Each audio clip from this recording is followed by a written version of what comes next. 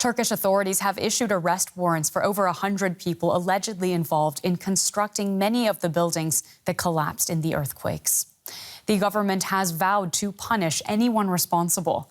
But critics say Turkey's construction codes are rarely enforced, with rescuers still trying to locate any remaining survivors. Desperation on the ground is also leading to looting and civil unrest in some areas, hampering the efforts of emergency crews. The death toll across Turkey and Syria is now over 30,000 people, but the UN warns that figure could go much higher. Streets have been turned into living rooms for the thousands with nowhere else to go. For the last week, makeshift camps like these have become homes for countless families. Aslihan Kavasolu and her children found refuge in this small but cramped building.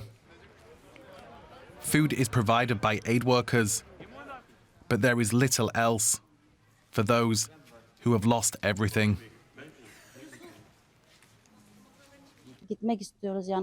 There is no medicine here, and we have a child. We will all get infected.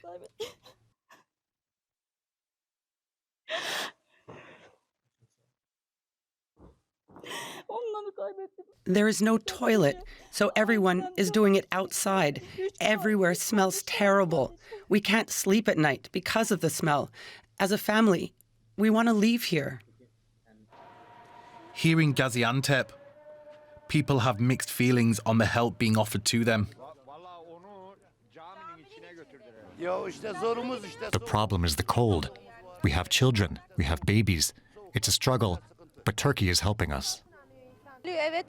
Yes, but not from the authorities. It's coming from the people here. They are generous, but there's no help from the authorities. The desperate search for survivors continues across southern Turkey. Among the stream of bodies pulled from the wreckage, there are those who have defied the odds. After 152 hours trapped under collapsed buildings, this 23-year-old man is pulled from the wreckage alive. For more, let's go live to our correspondents. We have Yulia Han in Adana and Mohammed Shreita reporting from Kahramanmaraş in Turkey. Yulia, I'd like to start with you. Could you tell us more about the situation in the area where you are? What has the aid response been like, and what are survivors saying they need the most? We've been moving around here in the area a lot. We've been to different cities. Today I'm speaking to you from the city of Adana. We were here at this very spot just 4 days ago. There was a giant pile of rubble, rescue workers digging through the debris, and now, as you can see, all the rubble here has been removed. You can see the damage that's been done to the neighboring buildings. Nobody is staying there right now because these buildings are at risk of collapse as well. Up to 100 people have died in what used to be a 14-story building here, and that is really an emotion here. People are overwhelmed with grief. There is almost no one who hasn't lost a family member, a friend in this earthquake. There is also a lot of despair. Hundreds of thousands of people here in the region are now homeless. They have to sleep in makeshift shelters or even outside in the open or in their cars. And these two emotions, despair and grief, have quickly turned into anger because people say rescue teams have arrived only days after the quake hit.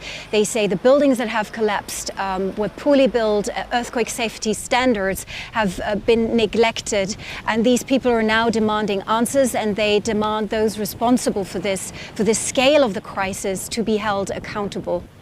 And as people are growing, understandably, increasingly angry and desperate, Mohammed, we've heard reports of looting and social unrest.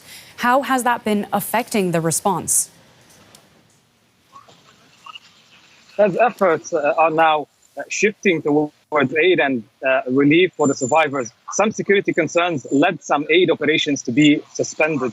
We received reports on looting and clashes with loot gangs who were active in the devastated zones. Some rescue workers are suggesting that some of the looting are going on because people aren't getting the aid that they need, but simply some others are taking advantage of the situation. Friends of our fixers in Hatay have been attacked on the highway near Antakya, and their car was stolen. The government said that dozens of people have been arrested for stealing or trying to defraud victims in the aftermath of the quake. And Yulia, has that been your impression too? Have your sources told you whether or not government aid is reaching those who need it? Well, the Turkish government has admitted problems with the initial response to the crisis, but now they're trying to give the impression that the situation is under control. They are sharing the number of rescue teams and aid workers on the ground. They say it's more than 160,000, including foreign personnel and including thousands, tens of thousands of volunteers. But we still every day meet people who say they have received little help or no help at all. Food and water is not even the main issue. The main issue seems to be tents and places for people to stay.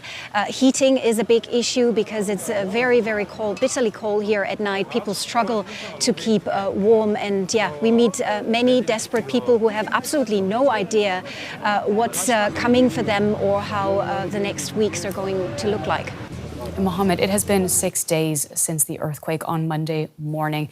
Is there still hope for finding people alive under the rubble where you are? Well, Claire, unfortunately, the death toll is at a rapid increase round the clock.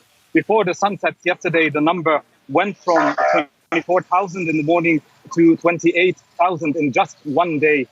The UN expects toll to at least double. Thousands of bodies are still buried in ruins of towns and cities like Kahraman, Marash, where I'm standing now. As you can see, right behind me, a rescue mission is underway, but desperate families who were hoping to find their loved ones alive are now hoping to find their bodies so that they can grieve. I want to thank you both so much for your reporting. Those are our correspondents, Yulia Han in Adana and Mohammed Shreta in Kahraman Marash. Thank you both. Well, the United Nations humanitarian chief says the international community has failed the people of northwest Syria. Martin Griffiths wants the UN Security Council to authorize the opening of 2 more border crossings from Turkey into rebel-held regions of Syria. Years of civil war have left aid organizations struggling to reach victims of Monday's quake, particularly in parts of the country outside government control. There's currently only 1 crossing open to UN agencies, hampering deliveries of life-saving food and medical supplies. Survivors of the quake have been flocking to makeshift camps originally set up to house those displaced by the war.